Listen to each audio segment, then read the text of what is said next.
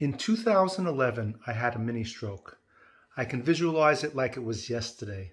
There I was, standing by the front door of a friend's house, saying goodbye after hanging out for a couple of hours shooting the breeze, when totally out of the blue, I felt lightheaded and dizzy. I tried to tell my friend what I was experiencing, but I could barely talk. Each word I attempted to say came out slurred and incomprehensible. It was bizarre and scary at the same time, like nothing I ever experienced before. And hopefully never will again. Well, so much for getting into my car and driving home right then. Instead, I sat down on my friend's couch, feeling super anxious as to what might happen next. Much to my surprise and to my relief, after maybe 5-10 minutes most, I felt totally fine. No more dizziness, no more slurred speech, but emotionally, I was a wreck. I knew something was wrong, and I needed to get to the bottom of it as soon as I could. So I drove home, probably not the wisest decision I ever made, but it was only a 10-minute drive and it went fine. As soon as I got home, I called my cardiologist, told the nurse what happened, and she told me to immediately come in.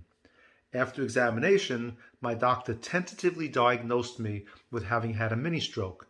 He set me up for an MRI appointment and some other testing just to rule out anything of an even more serious or permanent nature.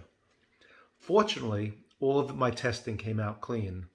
I was prescribed a blood thinner, which I continue to take to this day, 10 years later. So that's my story. Reflecting back on that day, everyone should be as lucky as I was. Yes, it was a scare, but my cardiologist was able to figure out what it was, and the treatment regime is an easy one, taking one tiny tablet each and every morning. The message I took away from the experience is to not take my health for granted. Regardless of how good I feel, not to be paranoid about it, but anything can happen at any moment in time. To no longer assume that the bad stuff only happens to the other guy, because to the rest of the world, I am the other guy. I'm fortunate that overall I'm healthy and I don't have other risk factors for strokes. In case you're not aware, the top risk factors for stroke are high blood pressure, being overweight, not exercising, smoking, and drinking excessively. With all the stress of the pandemic, let's continue to keep these risk factors in mind, as human nature being what it is would be easy to fall back into unhealthy habits when we're stressed. Just one more thing, please consider making a donation to the Language of Love Foundation. They don't call it Language of Love for nothing, as love is what it's all about. You can bet your contribution will be put to good use, that it will be appreciated by those who are being impacted by stroke and aphasia.